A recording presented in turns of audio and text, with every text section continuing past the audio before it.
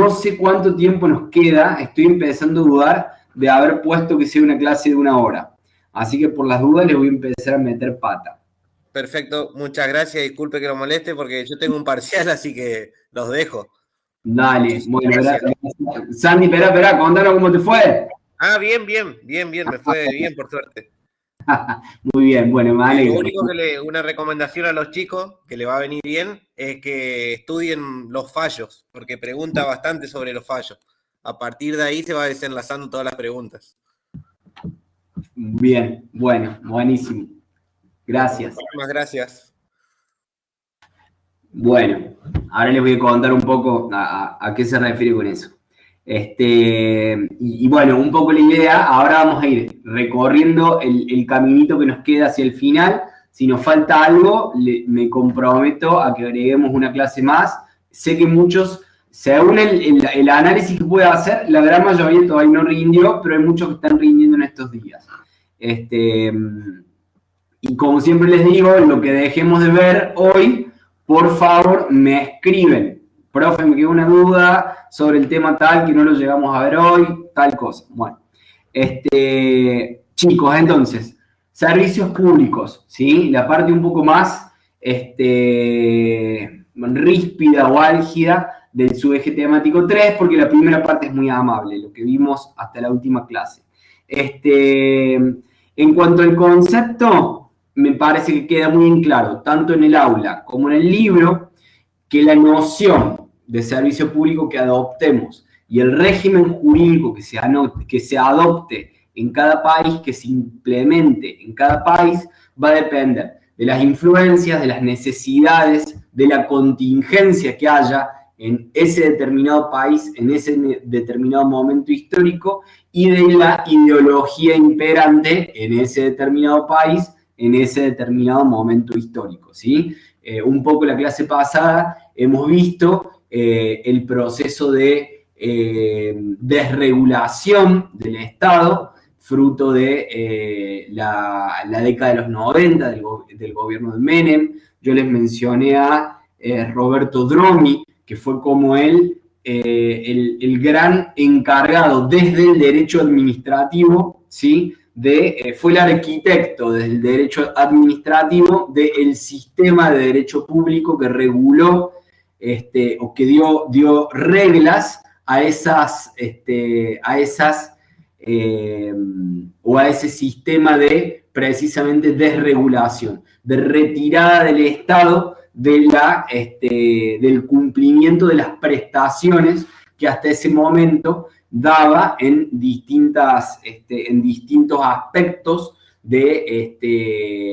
o relativos a distintas necesidades de la sociedad que se cubrían con determinadas prestaciones del Estado, ¿sí? Entonces, cuando hablamos de concepto de servicio público, tendremos que decir que hay muchas concepciones de derechos públicos. El concepto es uno y es inamovible de un determinado instituto. Las concepciones son aquellos distintos enfoques o nociones que se van teniendo de un mismo concepto a lo largo de la historia, a medida que se modifican todos estos elementos a los que hacíamos referencia al principio, ¿sí? La ideología, la contingencia histórica, las necesidades, etc. Bueno, en el capítulo 10 del libro de Ábalos y Buteler, las distintas posturas doctrinarias sobre la noción de servicios públicos es un tema que por ahí si yo fuera alumno pasaría por alto, pero véanlo porque si mal no recuerdo, además de que sirve, ha entrado alguna preguntita para el segundo parcial. Hay preguntitas en el sistema Q sobre esa parte dando vueltas, ¿sí? Y tiene que ver un poco con esta introducción un poco torpe que les di, ¿sí? Ha habido distintas concepciones sobre lo que el servicio público debe ser de acuerdo a las contingencias históricas, ideológicas, etc. Si tenemos que dar una hoy en la Argentina del año 2022, fruto de el cúmulo de debates políticos, ideológicos, jurídicos, etcétera, que envuelven esta materia, podríamos decir que es la actividad mediante la cual el Estado satisface las necesidades de la comunidad toda mediante determinadas prestaciones económicas, ¿sí? Esta es una definición amplia. Vieron que a veces tienen el concepto restringido o el concepto amplio. Esto lo van a ir aprendiendo a medida que avanzan en la carrera y a medida que leen los libros, la bibliografía básica que los profes les recomendamos, los profes y las profes, muchas veces van a tener un concepto amplio y un concepto restringido. Yo les estoy dando una definición amplia. Se las repito, actividad mediante la cual el Estado satisface las necesidades de la comunidad toda. ¿Cómo? A través de prestaciones económicas, ¿sí? Bueno, el servicio público tiene 3 caracteres fundamentales. El primero, la continuidad. Si hace al interés general, ¿sí? Lo acabamos de decir en la definición que arriesgamos, ya que hace al interés general, mal podría interrumpirse. El servicio público debe ser continuo. La continuidad es un elemento integrante de la concepción de servicio público que trabajamos actualmente, ¿sí? Primer carácter, continuidad. Como hace al bien público, como hace el bien de todos, como hace el interés general, no puede interrumpirse. Segundo, regularidad. Está siempre regulado por el derecho, ¿sí? La regularidad en cuanto a carácter del servicio público quiere decir que está siempre regulado por el derecho. Incluso cuando hablamos de la etapa de desregulación de la década del 90, yo les mencionaba, ya es la 4ª vez que lo hacemos, a Roberto Dromi, fue a través de un conjunto de normativas que se decidió que el Estado dejara de prestar directamente o dejara de dar directamente determinadas prestaciones económicas y pasara a ocupar un rol de contralor de aquellas empresas privadas que realizaban estas prestaciones en favor de la sociedad. Es decir, que el hecho de que el Estado no se encargue directamente de realizar la prestación no implica que no lo esté regulando a través del derecho, ¿sí? Cuando hablamos del Estado regulando a través del derecho, claramente estamos hablando del Estado como los 3 poderes, no solamente la administración. Bueno, y por último, igualdad, ¿sí? Este es un punto que hay que prestar, el tercer carácter del servicio público, es uno al que hay que prestarle particular atención. ¿Qué quiere decir la igualdad como un carácter del derecho público? Quiere decir que todas las personas tienen derecho a exigir, recibir y pagar por el servicio público de acuerdo a la situación en la que cada una de estas personas se encuentra, ¿sí? Debe haber una igualdad en cuanto a cómo recibo el servicio público y cuánto pago por ese servicio público, pero es una igualdad, artículo 16 de la Constitución Nacional, de acuerdo a la situación en la que yo me encuentro, ¿sí? Esto lo van a ver mucho en el debate que se está dando ahora, por ejemplo, en Buenos Aires, con la cuestión del aumento de las tarifas del gas y de la luz, ¿sí? Se está hablando de dejar de subsidiar, pero que por ejemplo, el cese del subsidio sea total para aquellos habitantes del barrio de Recoleta, en la capital federal. Ahora de hecho se ha cambiado, en un momento se manejaba ese criterio meramente geográfico, ahora se ha pasado, se están proponiendo criterios más integrales. Pero bueno, tomemos el criterio geográfico a modo de ejemplo para explicar la igualdad como una característica del servicio público. Tengo que recibirlo, pero tengo que pagar de acuerdo a mi situación. No puedo exigir en un sistema jurídico que el habitante de un barrio carenciado pague lo mismo, o por así decir, que una persona de bajísimos ingresos, de constatables bajos ingresos por parte del Estado, una persona a la cual el Estado puede fácilmente, entrecruzando datos, advertir que es una persona que tiene familia y que tiene ingresos medios o bajos, no se le puede pedir que pague lo mismo por la luz que otra persona de ingresos altísimos, por más que hagan el mismo consumo, que consuman la misma cantidad de ese determinado servicio, ¿sí? Bueno, Sandra, si tenés ganas de preguntar algo, te estoy leyendo o te escucho. Mientras tanto, sigo avanzando. Bueno. Creación y extinción de los derechos públicos. ¿Tenemos alguna duda hasta ahora? ¿Alguna duda que tengan? Ya saben. Mientras tanto, yo sigo avanzando. Este es un tema súper amable. No van a tener problema con este tema leyendo desde el libro primero y desde el aula después y con esta clase finalmente. Es un tema lindo y es un tema también en el que hay mucho contenido, me parece, en materia de preguntas Q. Mis recuerdos son cada vez más vagos, más lejanos de cuando armamos esta materia en el 2020. Ya lo vamos a modificar de nuevo, pero creo que había muchas preguntas de servicios públicos. Bueno, para el tema creación y extinción del servicio público, si bien tienen poquito en el libro y no tienen nada en la lectura, vamos a ir integrándolo un poco acá con algunos conceptos, ¿sí? Hay distintos sistemas, ¿sí?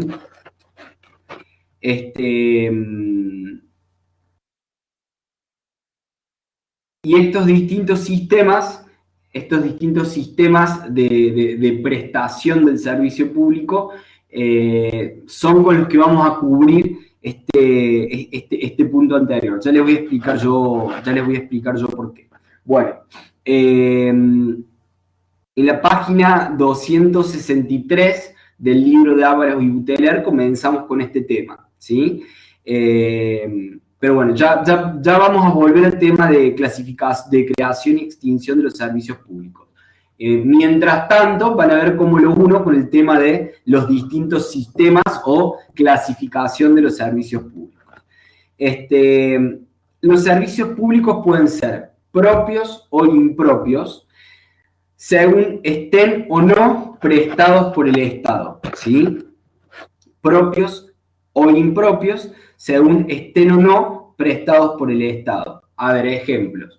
Un servicio público propio, obviamente, será un servicio prestado por el Estado. Bueno, el servicio de gas, si hablamos de la empresa Enargas, que es una empresa estatal, ¿sí?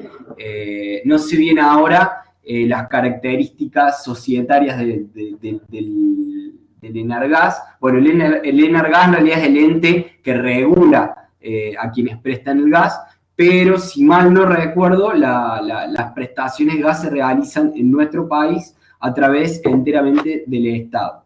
Y sería un servicio impropio si no es prestado por el Estado, es decir, si es prestado por una empresa privada controlada por el Estado. Ejemplos de esto hay un montón. A ver, por ejemplo, bueno, les voy a dar un ejemplo desde la provincia de Córdoba. Nosotros tenemos una empresa que se llama Aguas Cordobesas, que está encargada en absoluto de la extracción, de la purificación y del sistema del entramado completo en la provincia para la provisión del agua, ¿sí? Sería un caso de servicio público impropio.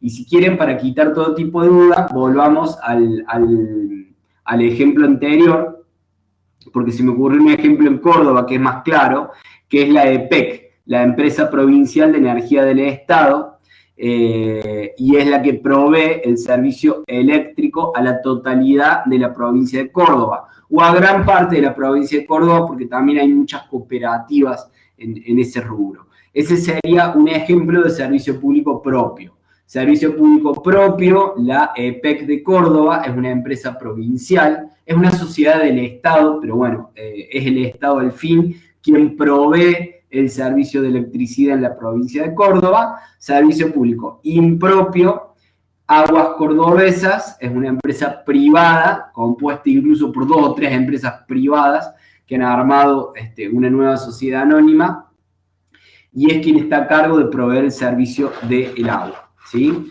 Bueno, hay otras clasificaciones, me parece que esta es la más relevante, ¿sí? Situación jurídica del usuario. Este tema es muy importante. Ahí acabo de ver que está conectada Gabriela Carrizo, que se llama igual que mi tía. Bueno, si el servicio público es prestado por un particular, es decir, una empresa privada, cuando hablamos de particulares en materia de servicios públicos, generalmente hablamos de empresas privadas, ¿sí? Podemos hablar de 3 posturas, ¿sí? Podemos hablar de que hay una relación de naturaleza privada y contractual entre las 2 partes, ¿sí? Vamos a hablar primero desde la teoría y después vamos a decir cuál es la postura que nuestra cátedra y que mayoritariamente en este país se asume casi sin dudas o sin divergencias entre doctrina y jurisprudencia en relación a cuál es la situación jurídica del usuario cuando hablamos de servicios públicos.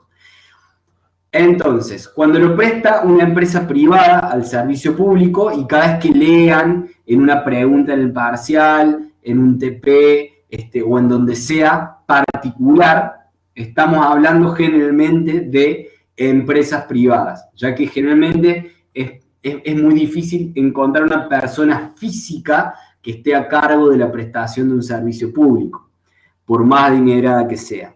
Cuando lo presta un particular, podemos hablar de 3 posturas doctrinarias distintas. Una de ellas, considerar que se trata de una relación natural, privada y contractual, ¿sí? Es decir, en el caso de que lo preste una empresa privada al servicio público, la relación va a ser contractual, casi de la misma manera que si yo contrato con el vecino del frente la compraventa de, ¿qué puede ser? De un vehículo automotor, ¿sí?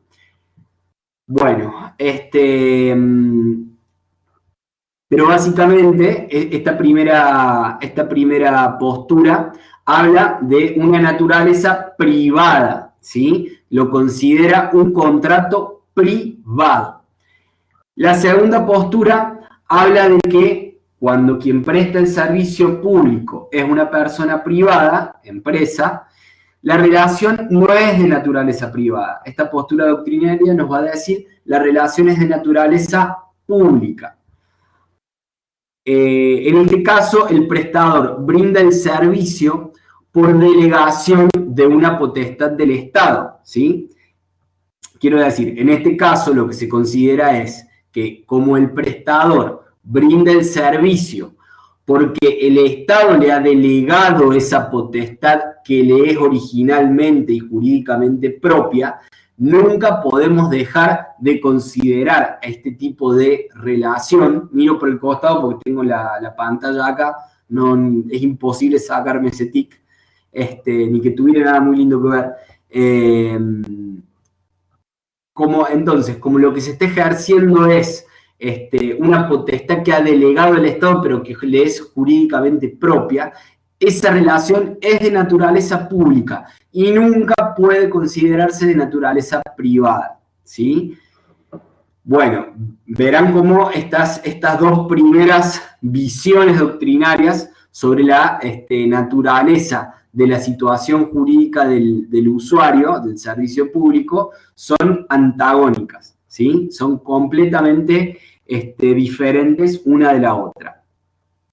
La tercera tesis es una tesis mixta, ¿sí? Es una tesis doctrinaria que considera que al ser el servicio público prestado por un privado, pero que evidentemente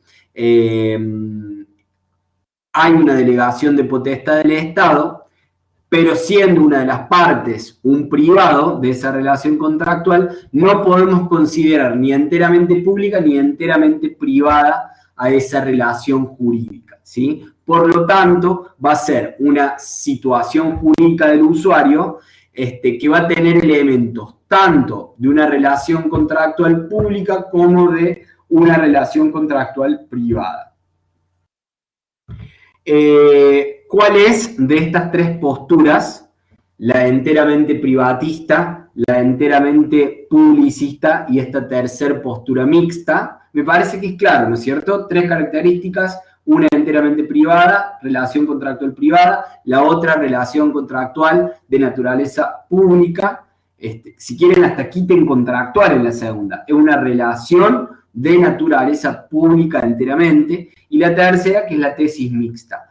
Hoy en día, tanto nuestra doctrina, los distintos autores que escriben sobre el tema, como la jurisprudencia en su gran mayoría, adoptan la postura, la segunda que les desarrolle, ¿sí? La de que se trata de una relación de naturaleza pública y por lo tanto a esa relación entre el usuario y el prestador del servicio público se le deben aplicar reglas del derecho público, ¿sí? Reglas del derecho público. Con esto quiero decir, hacer a un lado el Código Civil y Comercial de la Nación, salvo que, fruto de este proceso de constitucionalización o publicidad del derecho privado, alguna de las normas o de las cláusulas del Código Civil y Comercial de la Nación favorezca al usuario. En ese caso, por supuesto, deberá aplicarse esa cláusula.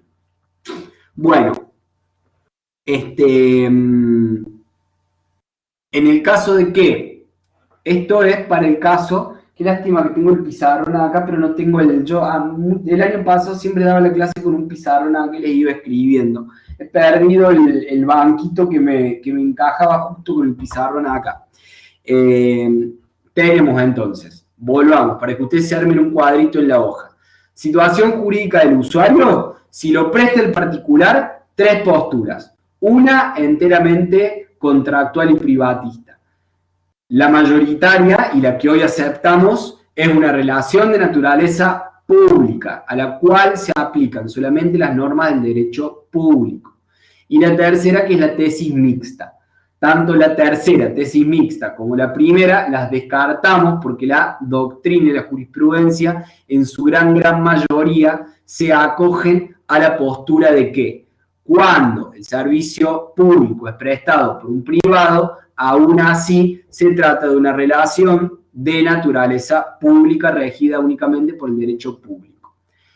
Segundo punto, si el servicio público es prestado por la administración. Acá no tenemos dudas y no tenemos clasificación posible, ¿sí? Siempre la relación va a ser de derecho público y va a ser exorbitante al derecho privado.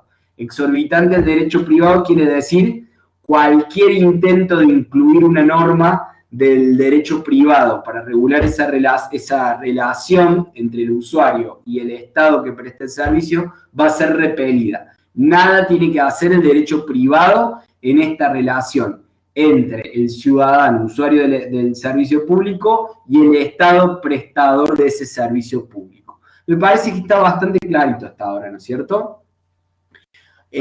Bueno, fíjense cómo en un cuadrito que les ocuparía o por lo menos media página de un cuaderno oficio, tienen este tema totalmente en el buche, como decíamos nosotros cuando estudiábamos.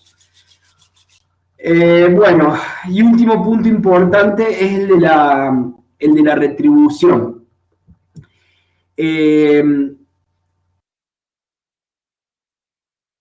A ver, tenemos distintas posibilidades de analizar jurídicamente la naturaleza jurídica de la retribución de lo que uno paga por recibir el servicio público. Clasificación, dos posibilidades, uti universi, uti singuli.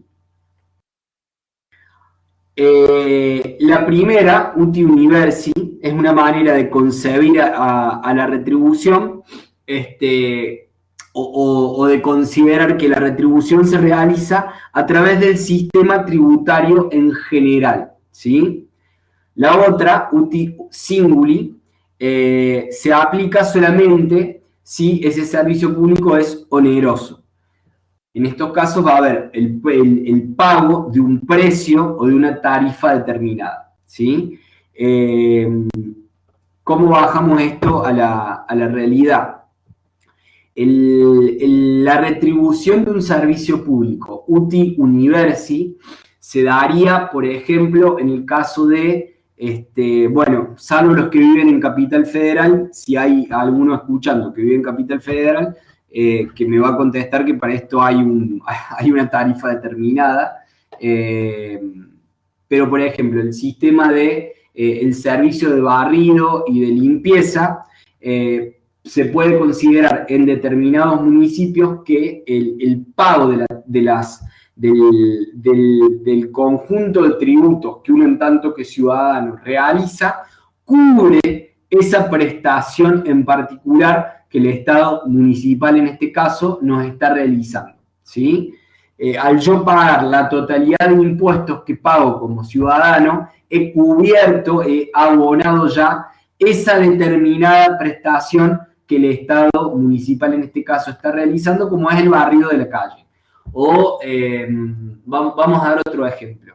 Supongamos que en una ciudad determinada, entre los meses de noviembre y febrero, por una cuestión de temperaturas y de salud pública, se realizan fumigaciones habituales a los mosquitos en las calles de la ciudad. ¿Vieron cuando pasan esas camionetas o camiones fumigando todo lo que hay alrededor, previniendo mosquitos o puede ser algún tipo otro tipo de insectos o plagas que se quieran prevenir? Bueno, en ese caso, si consideramos eso una prestación del Estado y un servicio público, claramente la erogación que ha realizado el Estado para pagar esta prestación que me está haciendo a mí como ciudadano ya está cubierta por la totalidad de los tributos que yo he pagado, sean provinciales tanto como municipales, ¿sí? Este sería un caso de retribución uti universi, ¿sí? Del conjunto que yo he pagado, bueno, el Estado ha tomado una parte y ha realizado la fumigación de las calles, ¿sí? Menos mal que se me ocurrió ese ejemplo porque ese ejemplo es bien clarito. En el caso uti singuli es mucho más concreto. Bueno, las vacunas del COVID, agrega Franco. Puede ser. Habría que... sí, porque las vacunas contra el COVID claramente entran dentro de la categoría del servicio público de salud que entrega el Estado, ¿sí? Entonces, es un perfecto ejemplo. Excelente, Franco.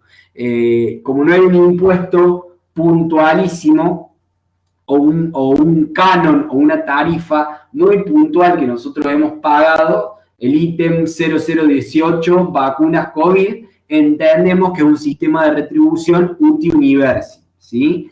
Si bien las vacunas son gratuitas, como las ha pagado el Estado, claramente todos y todas entendemos que hemos contribuido de alguna manera a ese pago. Retribución uti universi del servicio público. La retribución uti singuli, por descarte, van a entender ustedes de qué se trata. Cuando pago un precio, cuando pago un canon, cuando pago una tarifa determinada. La boleta de la luz, la boleta del agua, la boleta del gas. Estoy pagando puntualmente, claramente, discriminadamente por ese servicio público que he recibido, por esa prestación del Estado que he recibido. Bueno, entes reguladores de los servicios públicos. Hay dos ideas que fundan la existencia de los entes reguladores de los servicios públicos. Una de ellas, la prestación y regulación de los servicios públicos debe otorgarse a entes distintos. ¿Sí? Una idea en el universo del derecho público nos dice: quien presta el servicio público no puede ser el mismo ente que además controla esta prestación determinada. La otra idea sería: la administración debe ser el árbitro en los conflictos entre prestador y usuario. ¿Qué sacamos en claro de todo esto?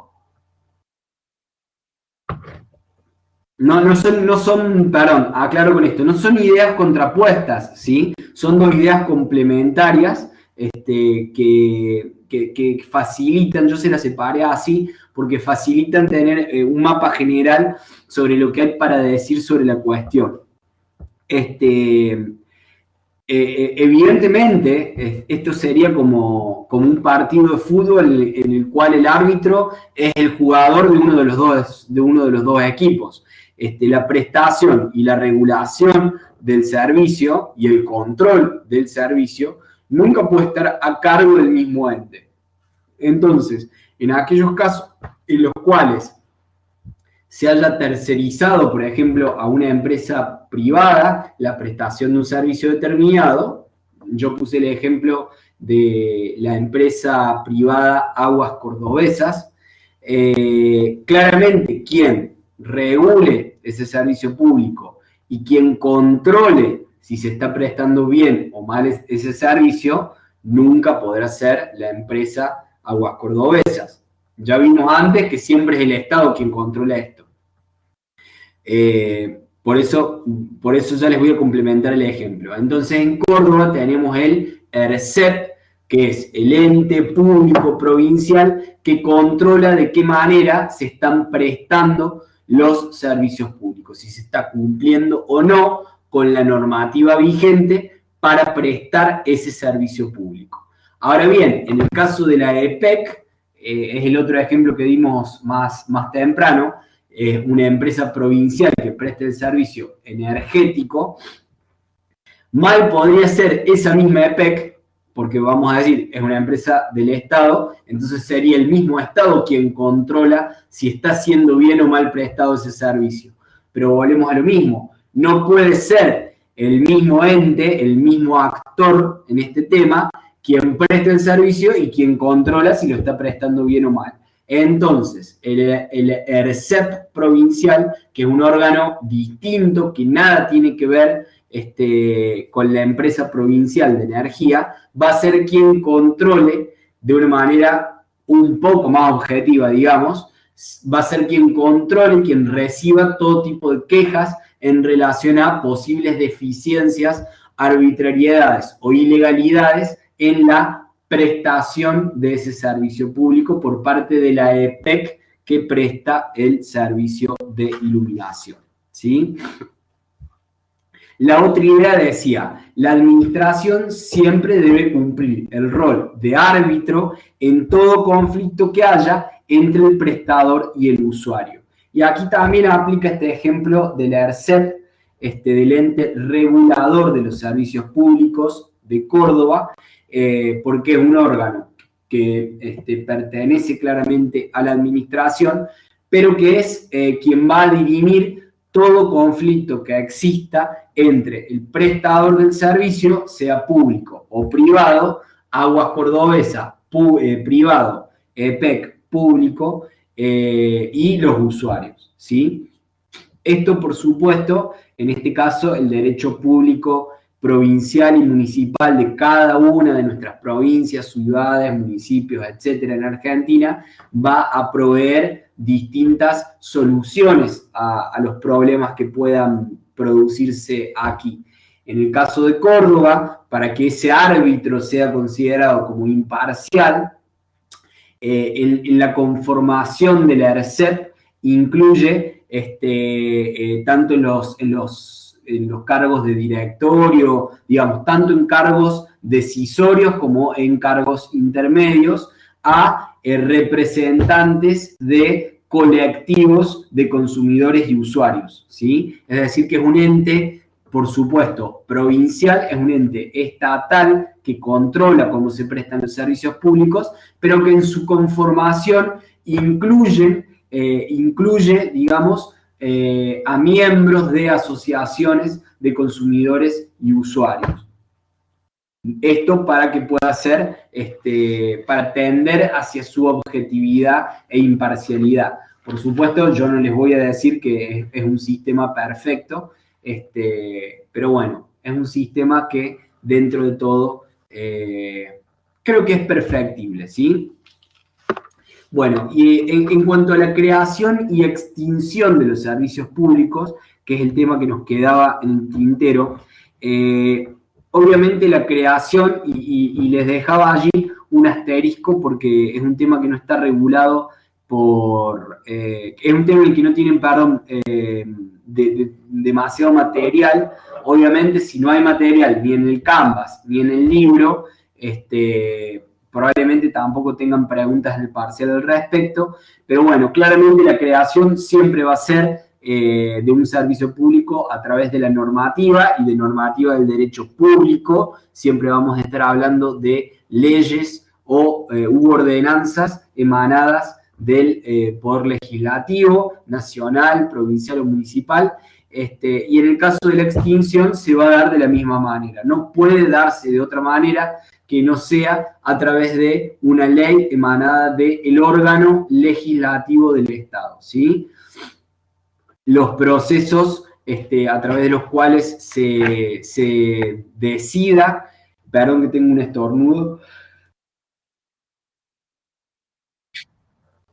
estoy bastante engripado. Los procesos a través de los cuales se decida, por ejemplo, la extinción de la prestación de un servicio público se va a decidir generalmente cuando se dé paso a una privatización, ¿sí? Entonces será por ley que deba establecerse que es el Estado quien deja de prestar ese servicio público y luego deberá crearse dictarse otra nueva ley que disponga, por ejemplo, que será un ente privado y deberá establecer las condiciones de llamado a licitación para que ese determinado ente privado pueda hacerse cargo de la prestación de ese servicio. Bueno, creo que nos queda algo sobre entes reguladores que no vamos a ver. Va a quedar, por supuesto, abierto que ustedes me pregunten todo lo que quieran. Lo tienen desarrollado en el Canvas, pero fundamentalmente en el capítulo 10 de Buteler, Ábalos y Massimino, del libro de Derecho Administrativo 1. Yo voy a dejar el tema expropiación en el tintero porque quisiera ver si puedo mandarles algún textito propio, no propio mío, porque no he escrito nada, ni voy a escribir en mi vida sobre expropiación, pero algún textito que les ayude a entender el material que ya tienen para estudiar expropiación, ¿sí? Bueno, y vamos a pasar directamente al módulo 4. Cuando estudiamos el módulo 4, yo ya esto se los anticipé en un mensaje que les envié a través del mensajero. Voy a abrir la 26944 en mi computadora, así cuando terminemos este tema le damos un repaso. Tienen que entender dos cosas acá.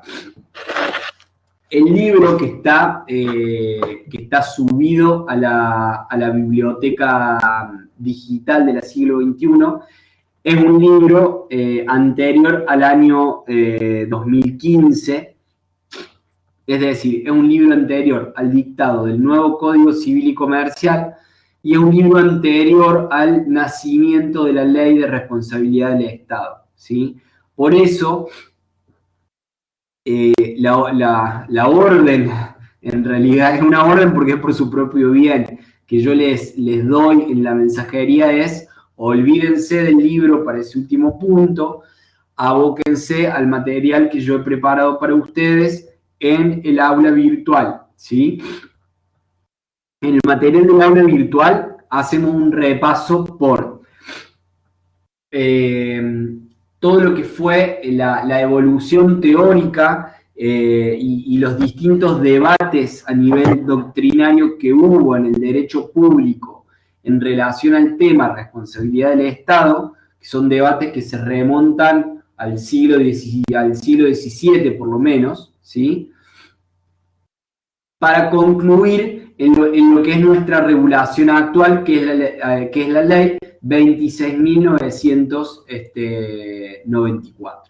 Perdón, 26.944. Para el parcial, no vamos a tomar exclusivamente la ley, se van a hacer algunas preguntas también de lo que es la progresión, digamos, lo que fue la historia, la evolución de la historia doctrinaria en el derecho público hasta la sanción en nuestro país de la Ley de Responsabilidad del Estado.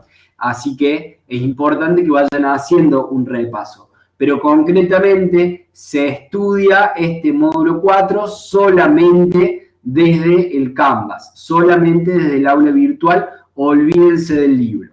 El libro nuevo, Derecho Administrativo 1, actualizado, de los mismos 3 autores, por supuesto que ya contiene la nueva ley y el nuevo Código Civil y Comercial, pero bueno, por cuestiones de derecho de autor no ha podido ser subida a la biblioteca digital. Por lo tanto, no contamos con ese libro todavía como bibliografía básica de la materia, así que hemos optado por remitirnos al material del Canvas, que sí lo podemos modificar nosotros. Claro, Noelia. Cuando yo les digo aula virtual, les digo Canvas, las lecturas que van desde el módulo 1 hasta el módulo 4. Bueno, hay una pregunta que debemos respondernos cuando hablamos de responsabilidad del Estado, ¿sí? ¿Qué condiciones deben darse para que proceda la reparación por parte del Estado ante un daño ocasionado a un tercero, ¿sí? Cuando se ocasiona un daño a un tercero por parte del Estado, deben darse un conjunto de condiciones para que el Estado sea responsable de la reparación de ese daño. Esa es la pregunta que ustedes siempre tienen que tener en la cabeza cuando estudian este tema, ¿sí? Siempre vamos a estar hablando de cuáles son las condiciones que deben estar presentes para que sea el Estado quien debe pagar en este caso, quien debe reparar, quien debe indemnizar a quien haya sido lesionado, a quien haya sido dañado. Yo creo que les puede servir a modo falta mucho para que ustedes vean la materia daños, y es una materia de derecho privado, pero yo creo que les puede servir para manejar mucho del vocabulario que inevitablemente vamos a manejar en este módulo 4, sujeto dañador, sujeto dañado, indemnización, condiciones de procedencia de la reparación, etcétera, etcétera, etcétera. Yo les voy a dar, no sé si tienen todos papel y lapicera en mano, si no se los voy a dejar tipeados acá en el chat, algunos artículos del Código Civil y Comercial que no tienen que dejar de leer, ¿sí? Bueno, muy bien, Analia. De todas formas, yo se los voy a anotar acá. El artículo 1737, que yo lo uso mucho en mi trabajo como abogado litigante, el artículo 1740, el artículo 1737 es el que define cuál es el daño resarcible, ¿sí? No podemos avanzar en este módulo si no entendemos qué es el daño resarcible. No se los voy a explicar porque esta parte del Código Civil y Comercial tiene una característica. Cuando se reforma el viejo código de Vélez y es reemplazado por este nuevo código, el derecho de daños pasa a ser complementado en su normativa por todo eso que desde hace rato venía desarrollando la doctrina y la jurisprudencia. El resultado es que la parte del Código Civil y Comercial relativa al derecho de daños es sumamente amable, es sumamente fácil de entender. Se puede estudiar directamente desde el código. Bueno, artículo 1737, 1740, 1749, 1753.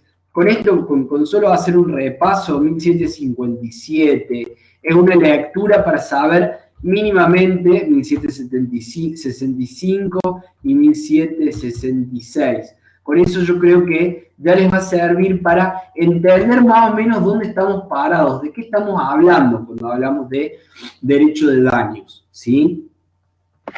Bueno, y como yo les decía, hubo una evolución en esta materia, ¿sí?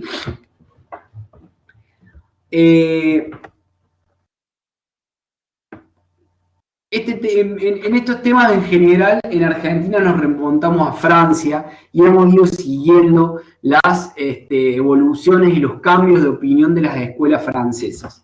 Una primera postura consideraba que el Estado era responsable, podía ser responsable frente al daño de un tercero, nada más que cuando actuaba en el derecho privado, cuando actuaba como una persona más del derecho privado, ¿sí? Y contrario sensu, se consideraba, esta misma idea lleva a pensar que cuando el Estado actúa en su rol de Estado, como Estado mismo, en ejercicio de su función pública, nunca jamás es responsable. Cuando el Estado actúa en su rol de tal, no es susceptible de ser perseguido para reparar el daño que le haya causado a un tercero. Esta es la postura original con la cual, a partir de la cual partimos, lo que se llama la postura de la irresponsabilidad del Estado, ¿sí? La máxima expresión de esta teoría era la expresión King can't do no wrong. El rey no puede dañar a nadie. El rey no puede hacer nada malo, sería la traducción. Pero King can't do no wrong, traducido al derecho de daños, querría decir el rey no puede dañar a nadie. Es decir, no podemos concebir la existencia de una acción judicial o de una acción administrativa tendiente a exigirle al Estado que repare daños que ha causado. Voy a pausar un segundito la grabación y el micrófono y la cámara porque me voy a sonar la nariz de cara a esta última parte.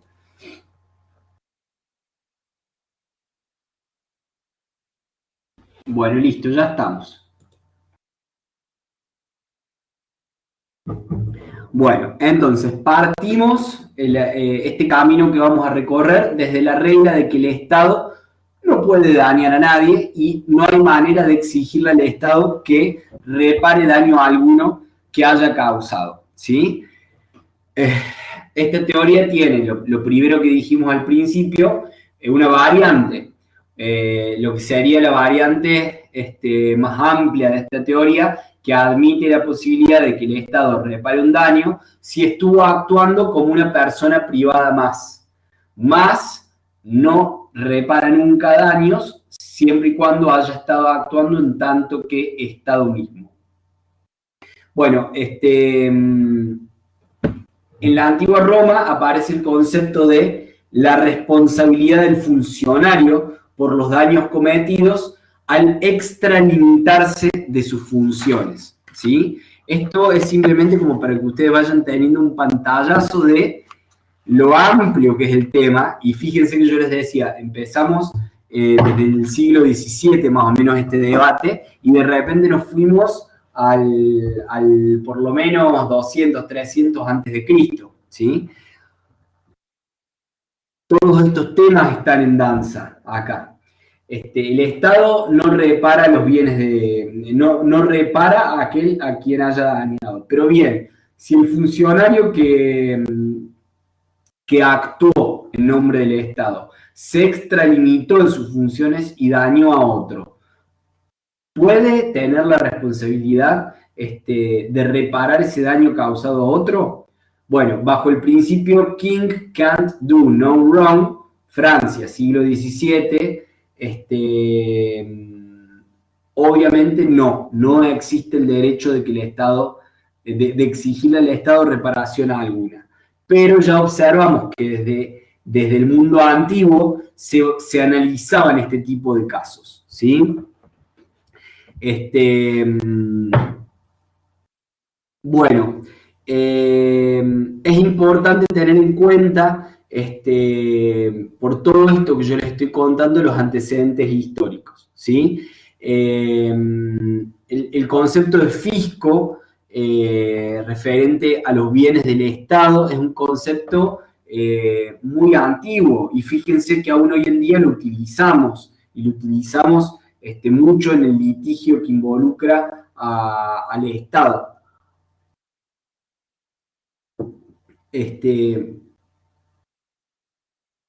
Pero si nos remitimos a la Roma antigua, también se atravesó por una etapa en la cual los bienes del emperador con los bienes del Estado se confundían en una misma cosa, ¿sí? Es decir, el concepto de fisco como bienes del Estado fue en un momento, acuérdense que Roma pasó por distintas etapas, república, monarquía, imperio.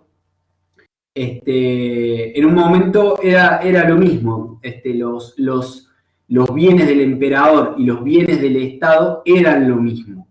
En la Francia de la cúspide del absolutismo, probablemente haya pasado lo mismo en cuanto a este tipo de nociones que estamos discutiendo ahora, ¿sí?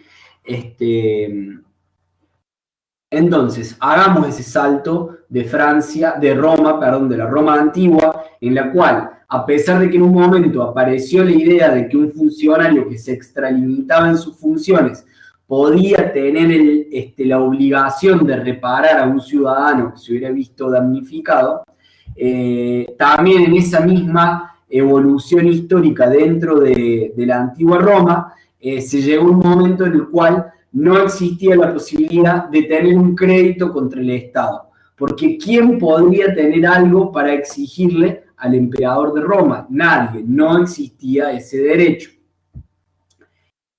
Esta era la filosofía sobre el tema que se trasladó a la etapa absolutista, a la etapa de los reyes absolutistas en Europa, y con la Revolución Francesa, con la caída del monarca y con la reaparición o aparición, depende de la postura que adoptemos, de el concepto de soberanía del pueblo,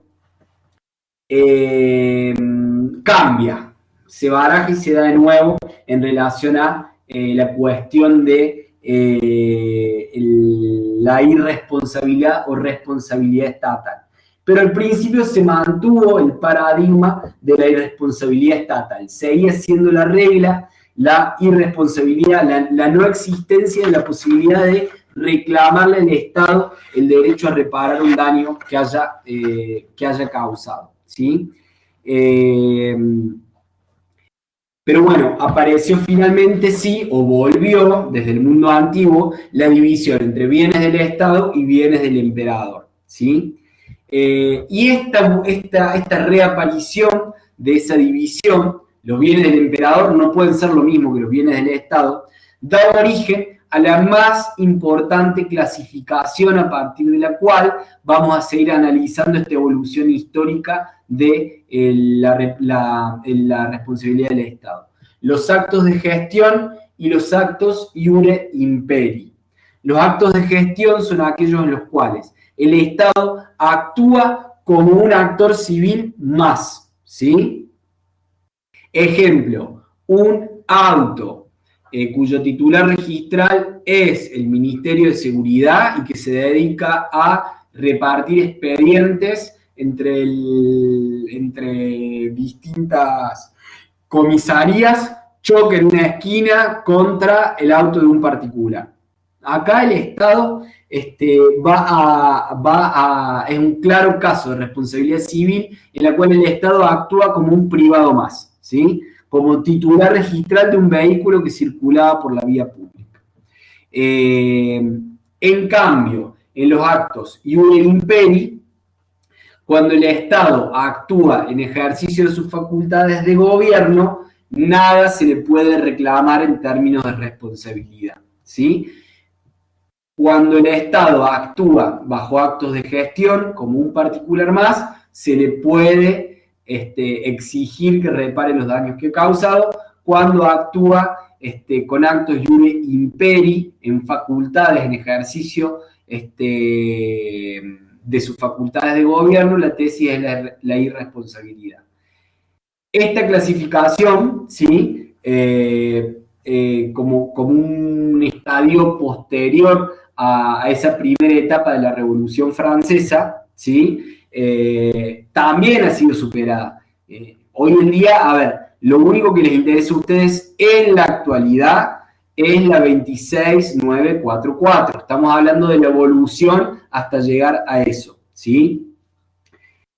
Por eso, cuando yo hablo en presente, no se pierdan. Estamos hablando de una evolución histórica. Estamos actualmente en Francia en 1873.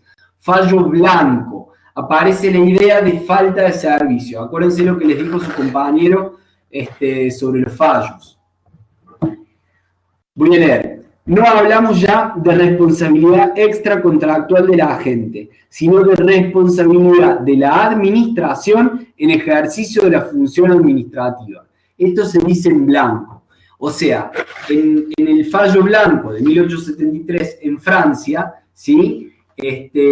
Incluso cuando un agente dañó a un ciudadano en ejercicio de la función administrativa, había que reparar. Cambio de paradigma. En el caso Pelletier, los tienen a los casos anotados en el libro, en el Canvas, perdón, pero yo se los voy destacando y resumiendo. En el caso Pelletier, la cuestión es distinguir entre falta de servicio o una falta personal, ¿sí? La falta fue del Estado en la prestación de ese servicio o la falta fue personal de la agente que estaba actuando en nombre del Estado.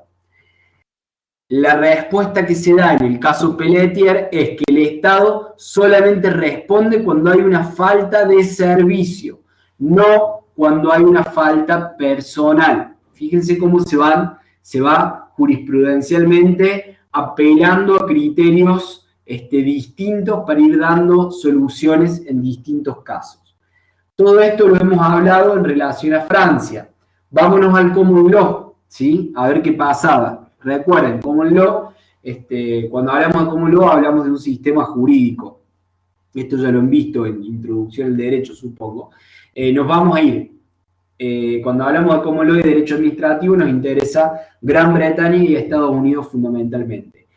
1947, Crown Proceeding Act, y 1946, Estados Unidos, Tort Claims Act. Los acts son leyes dictadas por el legislativo. Se reconoce la responsabilidad civil del Estado, ¿sí? Fuimos viendo evolución jurisprudencial francesa del siglo XIX para llegar a la mitad del siglo XX, en la cual en Europa y en Estados Unidos se reconoce la responsabilidad civil del Estado, ¿sí? Esa sería la historia universal, digamos, de la evolución de la responsabilidad del Estado. Nos van a faltar 3 etapas argentinas para llegar finalmente a la ley 26944. Pero se nos ha acabado el tiempo, porque yo estoy viendo ahí que nos quedan 20 segundos, con lo cual vamos a tener que hacer un encuentrito más la semana que viene. Hoy estaba obligado a que el encuentro fuera de 1 hora. Cuando hablamos de las etapas en Argentina, vamos a hablar de algunos fallos muy puntuales. El fallo de Devoto de 1933 sigue grabando, así que yo voy a seguir hablando. Pero bueno, sigue grabando, así que sigamos. En Argentina, o sea, venimos de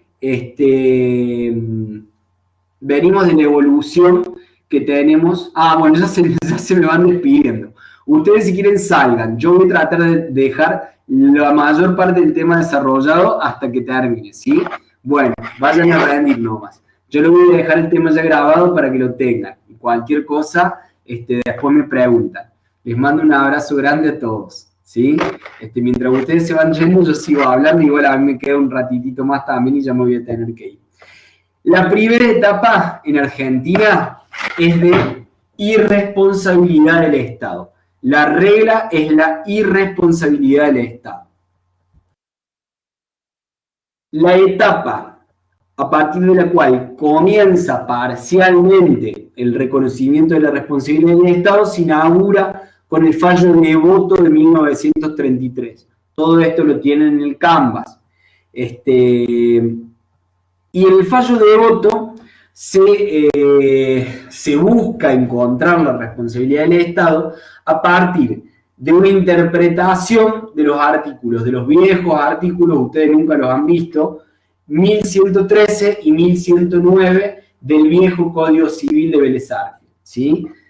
Yo estudié, hice toda mi carrera de abogacía con el viejo código y comencé mis primeros juicios relativos al derecho civil, los tuve con ese código y me recitaba de pe a pa los artículos 1109 y 1113, que eran los artículos nucleares del derecho de daño.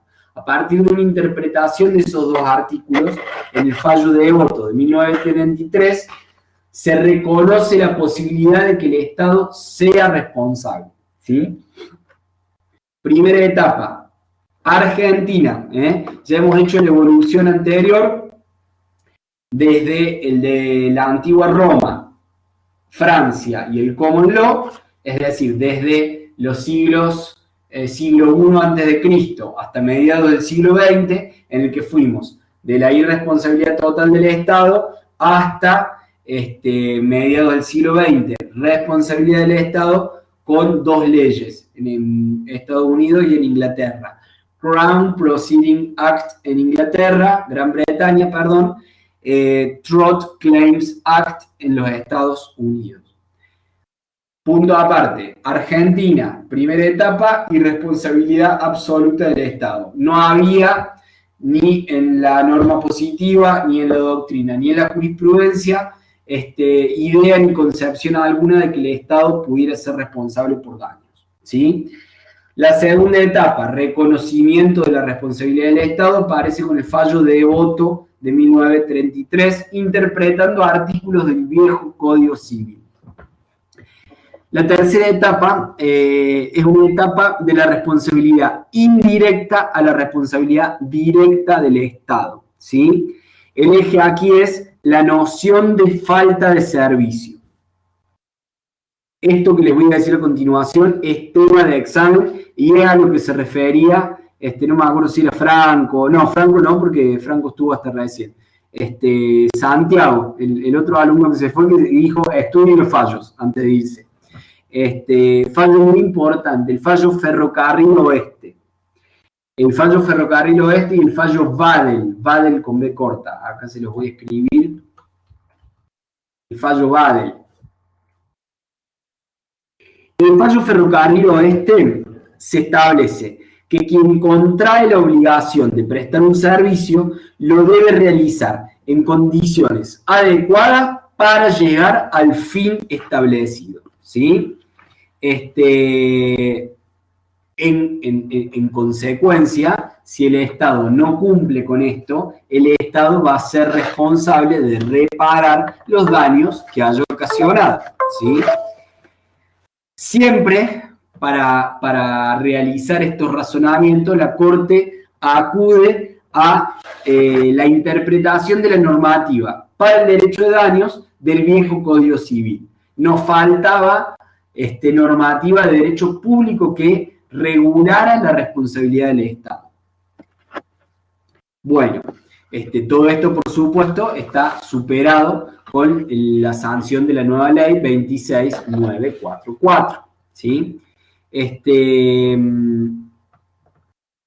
Y bueno, vamos a pasar, digamos, vamos a quedarnos con esas tres etapas de la responsabilidad del Estado: irresponsabilidad total, primera etapa, responsabilidad con el fallo de Otto de 1933, y finalmente el paso de la responsabilidad indirecta a la responsabilidad directa con los fallos Ferrocarril Oeste y Baden, con esta regla fundamental que es quien se obliga a prestar un servicio, incluyendo el Estado. Cuando el Estado se obliga a prestar un servicio, debe prestarlo en las condiciones adecuadas para llegar al fin establecido, ¿sí? Seguimos utilizando el viejo Código Civil y Comercial del Estado. Pero bueno, tomemos esas tres etapas para llegar a la etapa actual, ¿sí? Mucho de lo que tienen a continuación en el Canvas ya es consecuencia del dictado de la nueva ley 26944.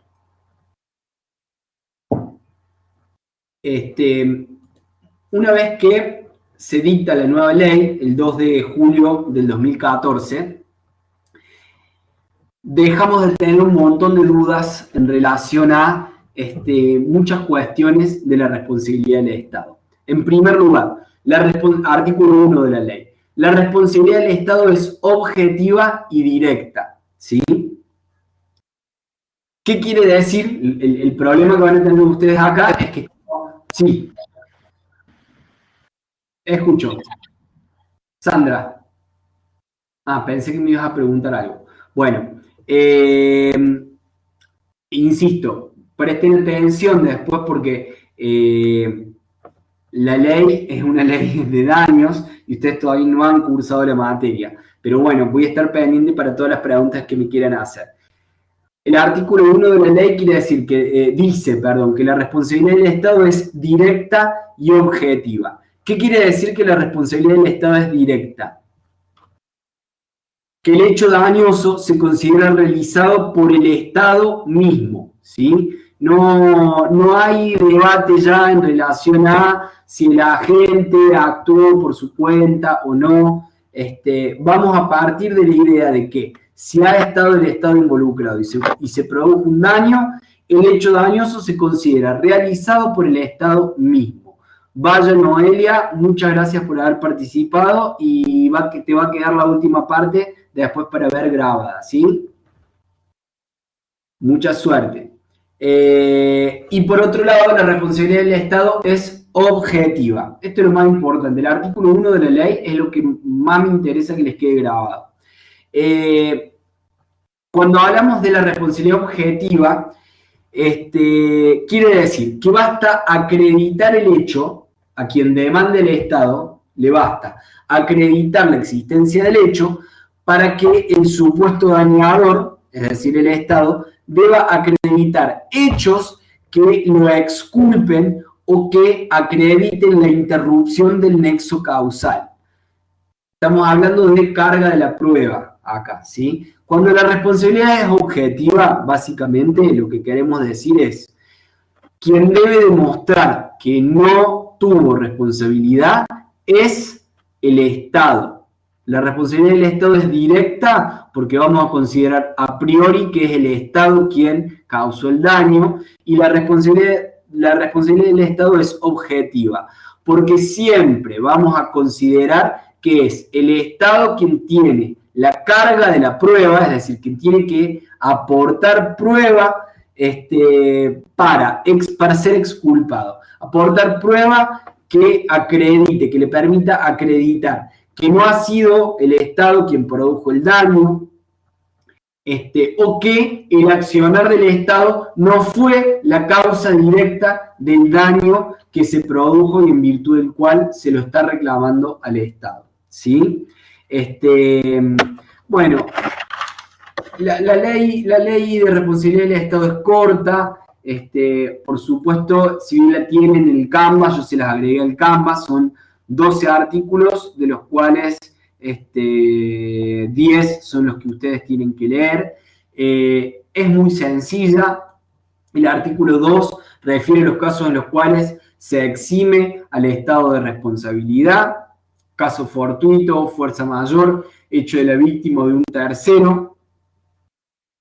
Tiene como dificultad que hay un manejo de, insisto, de institutos del derecho de daño que a ustedes les van a sonar un poco extraños. Pero bueno, básicamente, ¿qué podemos agregar a esto?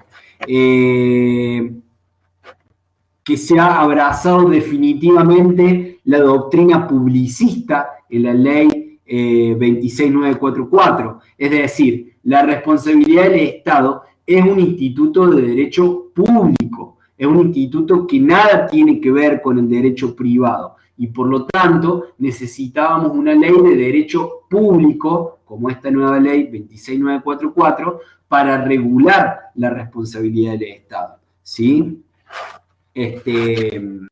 Bueno, a ver, en el artículo 3 hablamos de los requisitos de la responsabilidad del Estado por actividad e inactividad ilegítima. ¿Qué quiere decir esto de actividad ilegítima? Básicamente, cada vez que lean en la ley 26944, actividad legítima o ilegítima, quiere decir, cuando hablamos de actividad ilegítima, cuando el Estado ha cometido un ilícito, ¿sí? Cuando hablamos de ilícitos, no hablamos de delitos penales necesariamente, ¿sí? A ver, si yo en un accidente de tránsito he pasado por una intersección sin respetar la prioridad de paso de quien venía a la derecha, ¿sí? Que es lo que yo tengo que hacer, no estoy, supongamos que esto deriva en un accidente de tránsito común, en el cual ha habido daños, una puerta abollada, por decir algo, y una óptica. Si bien no he cometido un delito penal, he cometido un ilícito, ¿sí? Porque he violado una norma de derecho civil que está actualmente vigente. Entonces, cuando ustedes lean en la ley 26944, responsabilidad del Estado por actividad ilegítima, tiene que ver con eso, con cuando el Estado, ¿qué tiene que darse? Son 4 incisos, ¿qué tiene que darse para que el Estado deba responder cuando ha actuado de manera ilegítima, cuando ha violado alguna norma vigente de nuestro ordenamiento jurídico, ¿sí? En el artículo 4 hablamos de los requisitos de la responsabilidad estatal por actividad legítima. En este caso nos referimos a distintos supuestos de hecho en los cuales el Estado hizo lo que tenía que hacer, pero en ese hacer lo que tenía que hacer ha dañado a determinada persona o grupo de personas que no tienen el deber jurídico de soportar ese daño. Por eso es importante el inciso D de ese artículo 4, que se refiere a la falta, a la ausencia de deber jurídico de soportar el daño por parte de aquella persona que vaya a demandar al Estado por haber sido responsable de ocasionar un daño a pesar de haber estado actuando legítimamente. Ejemplo, en el dictado de una ley por parte del Congreso, de una ley que no es inconstitucional y de una ley que tenía el Estado todas las facultades constitucionales para dictar. Yo les he dado al principio, ¿se acuerdan? Ese ejemplo de la ordenanza municipal que prohibía en determinados lugares de la ciudad que los bares pusieran mesas y sillas sobre la vereda. No sé si se acuerdan, pero bueno, habíamos dado ese ejemplo. Podemos decir que un consejo municipal, el órgano legislativo de un municipio, está dentro de sus facultades constitucionales dictar una ordenanza de estas características, ¿sí? Puede haber razones muy plausibles, muy atendibles, para que en determinados sectores del centro de una ciudad no deban haber mesas y sillas de locales gastronómicos en la vía pública, ¿sí? En este caso estaríamos frente a un caso de accionar legítimo del Estado a través de su órgano legislativo, pero que, supongamos que la causa judicial logra acreditarlo quien lo demanda, generó daños en una determinada persona física, el dueño de ese local, y lo que el dueño de ese local tiene que demostrar fundamentalmente acá es que hay ausencia de deber jurídico de soportar ese daño. Va a decir, señor juez, ¿por qué yo tengo que soportar el daño de perder el 50% de la recaudación para posibilitar la sanción de esta ordenanza, que sea justa o injusta? A mí me afecta demasiado, ¿sí? El otro punto fundamental cuando hablamos de requisitos de la responsabilidad estatal por actividad legítima es el sacrificio especial de la persona dañada. La persona que reclama al Estado reparación por su responsabilidad tiene que demostrar, ¿sí?, que está haciendo más sacrificios que el resto. Es decir, volvamos siempre a ese ejemplo. Todos los ciudadanos de esta determinada ciudad, incluso los turistas que nos visiten, entendemos que, por la razón que sea, es plausible, hacia el bien común, que en determinadas cuadras de esta ciudad no pueda haber mesas y sillas de locales gastronómicos. Pero en mi caso estoy haciendo un sacrificio especial, porque el sacrificio que hace el resto es no tener el derecho a sentarse a tomar una cerveza dentro del local gastronómico, fuera del local gastronómico, y solamente poder hacerlo adentro. En mi caso, que estoy demandando al Estado municipal por ser responsable de los daños que he sufrido, estoy claramente haciendo un sacrificio especial, ya que estoy perdiendo el 50% de la facturación mensual de mi local gastronómico en aras a esta nueva medida, ¿sí? Bueno, les recomiendo que lean el resto de la ley, ¿sí? La lectura va siguiendo los distintos aspectos. Uy, a mí se me apagó todo acá, se me apagó el monitor. La lectura va siguiendo los distintos puntos de la ley. Una vez que la lectura, el Canvas, ¿no es cierto?, las lecturas del módulo 4, les terminan de hacer ese repaso que empieza desde la antigua Roma a Francia y que culmina con Inglaterra y Estados Unidos, y después pasamos por las 3 etapas de responsabilidad del Estado, de responsabilidad parcial con el fallo de Otto, a la responsabilidad con los fallos Ferrocarril Oeste y Badel. Una vez que hace todo ese recorrido, pasamos a analizar punto por punto la ley, ¿sí? Les aconsejo que lean la lectura con una impresión de la ley que no les lleva más de 2 carillas, porque incluso, insisto, son 10 artículos. Les entra en una hoja, les entra en una hojita como un A4 de computadora. Vayan leyendo la lectura con la ley en mano, ¿sí? Analizaremos responsabilidad extracontractual por actividad lícita, por actividad ilícita. Bueno, ya les he explicado lo que es la actividad ilegítima y legítima del Estado. Lo principal está analizado. La lectura les va a hacer algunos pocos aportes más, pero que si entienden la evolución histórica y pueden leer la ley y entenderla, y háganme preguntas en el mensajero en todo lo que respecta a expresiones o institutos del derecho de daños que ustedes no entiendan, para eso voy a estar muy pendiente, no van a tener mayor problema con este módulo. Bueno, yo me despido, he estado medio averiado hoy, la verdad que me ha costado hablar este tiempo, pero espero que haya sido más o menos comprensible. Les voy a hacer algún aporte sobre la parte de expropiación para que no quede sin análisis de ustedes y mío. Y bueno, seguramente la semana que viene algún encuentrito haremos. Mucha suerte con los trabajos prácticos y con el examen. Seguimos en contacto como siempre.